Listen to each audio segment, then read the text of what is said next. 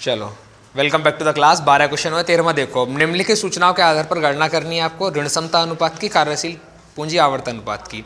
प्रचालन से आगम दे रखा है, प्रचालन से आगम की लागत है, चालू संपत्ति है, चालू दायित्व है, समतांश पूंजी है, 8% का ऋण पत्र है, स्टॉक है, सामान्य संचय, दीर्घकालीन ऋण भी दे रखे हैं। और क्वेश्चन नंबर है ये 13। गिवन इन्फॉर्मेशन बहुत सारी है, लेकिन हमको इसमें से काम की इन्फॉर्मेशन लेनी पड़ेगी, तो हम डायरेक्ट फॉर्मूला ही लिखेंगे, गिवन इन्फॉर्मेशन नहीं लिखेंगे। कैलकुलेशन ऑफ ऋण क्षमता अनुपात को बोलते हैं डेट इक्विटी रेशो, यही है ऋण क्षमता अनुपात।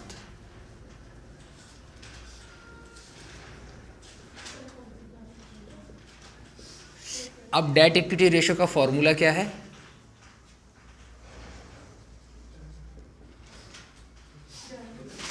डेट इक्विटी रेशो का फॉर्मूला है long term debts divide by share holder fund.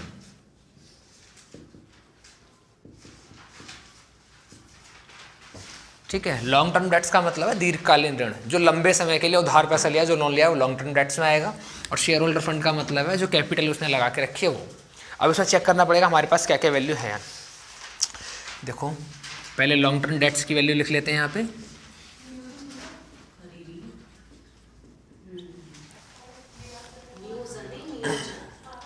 देखो 8% का ऋण दे रखा है 40,000 का, ये 8% का डिवेंचर जो है ये इसमें आएगा, प्लस इसके अलावा दीर्घकालीन ऋण 30,000 के अलग से दे रखे हैं।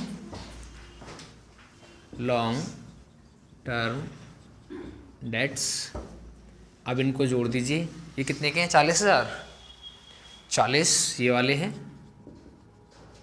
और प्लस 30 ये वाले हैं। टोटल मिला के कितने हो गए? ये 70,000 रुपये के तो हो गए इसके लॉन्ग टर्म डेट्स। हमको अब चाहिए शेयर होल्डर फंड, और शेयर होल्डर फंड में क्या क्या आता है? Share capital plus reserve and surplus. Check करो क्या क्या क्वेश्चन में दिया है। कहीं पे शेयर कैपिटल दे रखी है, समतांश पूंजी दे रखी है 80,000 की। चेक करो रिजर्व एंड सरप्लस, सामान्य संचय, लाभानी दे रखा है, सामान्य संचय 60,000 का। दोनों को ऐड करें कितना हो जाएगा? ये 1,40,000। अब ये दो वैल्यू हमारे पास है, share holder fund, long term debts. इसको इस फॉर्मूले में पुट करेंगे, आंसर आ जाएगा हमारा। इसको बोलते हैं डेट इक्विटी रेशो।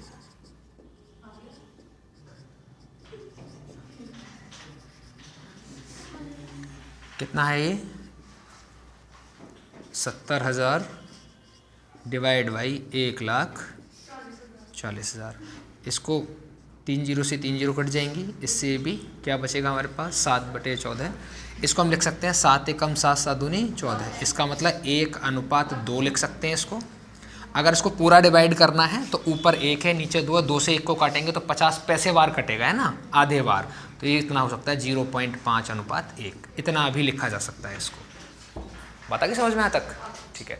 एक अगला पूछा है इसमें, ये तो ए पार्ट था इसका, एक बी पार्ट पूछा है इसमें, और उसमें क्या पूछा है? Working capital turnover ratio.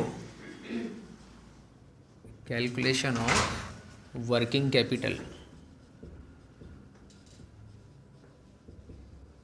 Turnover ratio.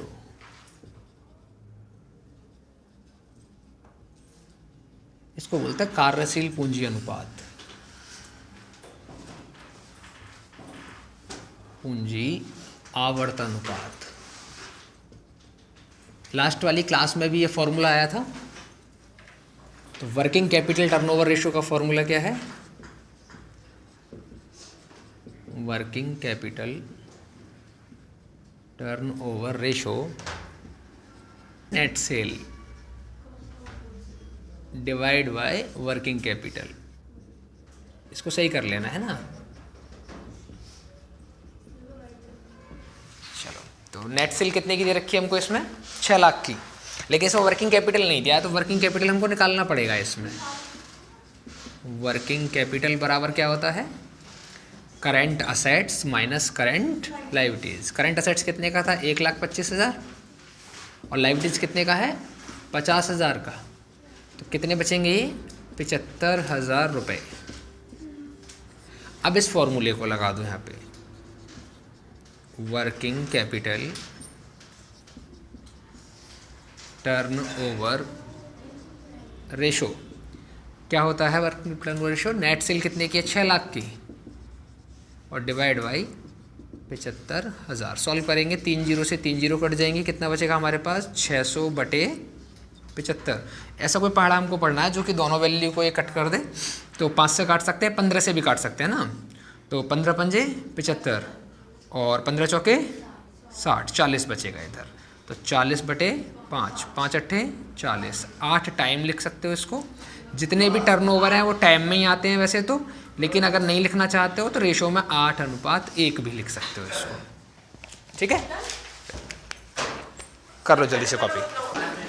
14वां question देखो, निम्नलिखित सूचनाओं से कुल संपत्तियां ऋण अनुपात की गणना करनी है।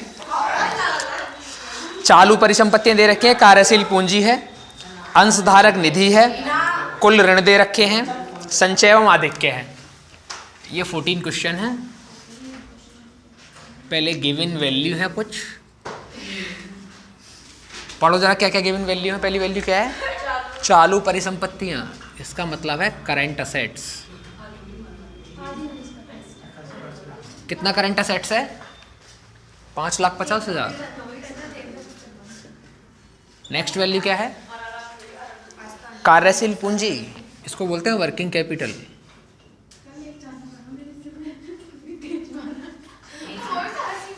क्या वर्किंग कैपिटल है, 3,25,000। नेक्स्ट वैल्यू क्या है, अंशधारक निधि, share holder fund.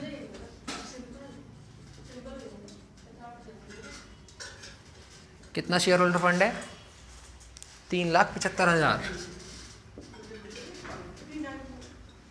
Next value कुल ऋण, टोटल डेट्स। कितना टोटल डेट्स है बेटा, 975।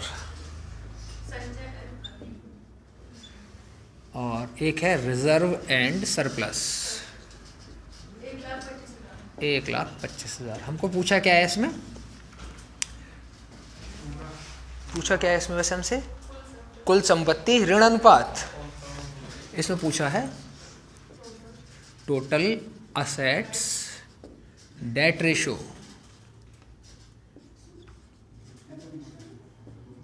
ये पूछा है। अब इसकी करेंगे कैलकुलेशन। कैलकुलेशन में क्या है, टोटल असेट्स डेट रेशो का फॉर्मूला हमको लिखना पड़ेगा। मैंने शायद तुमको ये लिखवाया था जब फॉर्मूले लिखवाए थे, लेकिन ये अभी क्वेश्चन में पहली बार आया है। इसका फॉर्मूला है, आप क्या करेंगे, total debts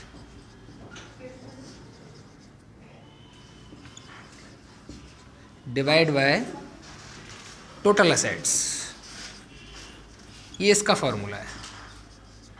total debts divide by total assets. देखना पड़ेगा टोटल डेट्स क्वेश्चन में दे रखे हैं, टोटल डेट्स तो क्वेश्चन में दिए हैं कितना, 9,75,000। चेक करना पड़ेगा टोटल असेट्स, क्वेश्चन में टोटल असेट्स कहीं पे नहीं है, तो टोटल असेट्स हमको निकालने पड़ेंगे इसमें, है ना। अब कैसे निकाल पाएंगे टोटल असेट्स को हम, देखो हमारे पास करंट असेट्स तो हैं, लेकिन टोटल असेट्स को निकालने के लिए इधर लिखते हैं calculation of total assets. Calculation of total assets. मैंने एक बात बताई थी तुमको, टोटल असेट्स जो वैल्यू है ना, वो दो वैल्यू से मिलके बनी होती है। एक वैल्यू तो होती है इसमें करंट असेट्स, और एक वैल्यू होती है इसमें नॉन करंट असेट्स। ये वैल्यू होती है ना। अब ठीक है, अब हमारे पास क्या है, देखो इधर करंट असेट्स दे रखा है, लेकिन इसमें कहीं पे भी नॉन करंट असेट्स हमको नहीं दिया हुआ है ना। नॉन करंट असेट्स नहीं है। क्या नॉन करंट असेट्स निकालने के लिए कोई फॉर्मूला हमारे पास है? कोई भी ऐसा फॉर्मूला नहीं है जिसमें कि नॉन करंट असेट्स आता हो, या कोई इन्फॉर्मेशन इधर ऐसी नहीं जिसमें नॉन करंट असेट्स को लगा के हम वैल्यू निकाल पाएँ। तो हम क्या मानेंगे, करंट असेट्स की वैल्यू कितनी है, 550। इधर वैल्यू कितनी है, ना तो इसको हम निकाल पा रहे हैं, ना ही कोई इन्फॉर्मेशन इसमें दी हुई है, तो इसको क्या मानेंगे हम, 0, कुछ है नहीं हमारे पास, इन दोनों को कर देंगे ऐड तो वैल्यू कितनी बन जाएगी बेटा 5,50,000। कहने का मतलब इस क्वेश्चन में जितना करंट वैल्यू है उतना ही टोटल वैल्यू है। इसको इस फॉर्मूले में पुट करेंगे। ये कितना दे रखा है हमको 9,75,000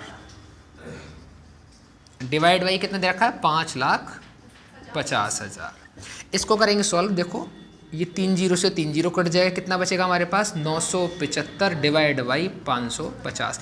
ऐसा कोई पहाड़ा पढ़ना जो दोनों को काट दे, 5 के पहाड़े से कटेंगे दोनों, तो 5 से काटेंगे 5 एकम 5, 5 एकम 5, 5 जीरो हो जाएगा यहाँ पे। इसे काटेंगे तो 5 एकम 5 कितने बचेंगे 4, 4 आएंगे इधर, इधर 47 हो जाएगा, 5 नियम 45, कितने बचेंगे 2, 5 पंजे 25, कितना हो गया अभी ये 195/110। यहाँ तक बात समझ में आ रही है। अब हम ऐसे कर सकते हैं कि इसको 5 से काटे, इस 0 से डायरेक्ट भी काट सकते हैं। 0 से अगर डायरेक्ट मैं इसको काटना चाहता हूँ तो ये वैल्यू इतनी बन जाएगी 19.5 डिवाइड बाई 11। ये बात समझ में आई? नहीं आई समझ में तो इसको ऐसे मत काटो, फिर 5 से काट लो। 5 दूनी 10, कितना बचेगा 5 दूनी 10। इसको काटेंगे 5 से तो 5 तिया 15, कितने बचेंगे 4, तो 5 नियम 45, कितना बचा 39/22। क्या कोई ऐसा पहाड़ा जो इन दोनों को काट दे? अब कोई पहाड़ा ऐसा नहीं है, इसका मतलब इसको हमें सॉल्व ही करना पड़ेगा। 39 और 22 ऐसे, तो 22 एकम 22, कितने बचेंगे 7 इधर 1 इधर 17। क्या इसमें भाग जा सकता है? भाग नहीं जाएगा, तो पॉइंट लगाना पड़ेगा, 0 बढ़ानी पड़ेगी। तो 22 का पहाड़ा कितनी बार पढ़ें जो कि 170 के आसपास पहुंच जाए, है ना? तो 8 बार पढ़ के पहुंच जाएगा क्या? तो इसको 8 बार हम पढ़ते हैं, तो 8 दूनी 16 का 6, 1 8 दूनी 16 और 1 17, 176 हो गया। ये तो ज़्यादा पहुंच गया ना, तो कितनी बार लेना है 7 बार। देखो 7 बार में कितना आएगा 7 दूनी 14 का 4, 1 और 7 14 और 1 15, लेस करेंगे बेटा, इधर बचेगा 6, 6 में से 1 16 बचेगा इधर। समझ के बात को? अब क्या इस 16 में भाग जाएगा? बिल्कुल नहीं जाएगा, पॉइंट लगा हुआ है, 0 फिर बढ़ा देंगे। अब 154 कितनी बार गया था 7 बार, तो 154 चला जाएगा फिर से। अब बचने दो जो बच रहा है, हमको तो 2 पॉइंट चाहिए बस, है ना।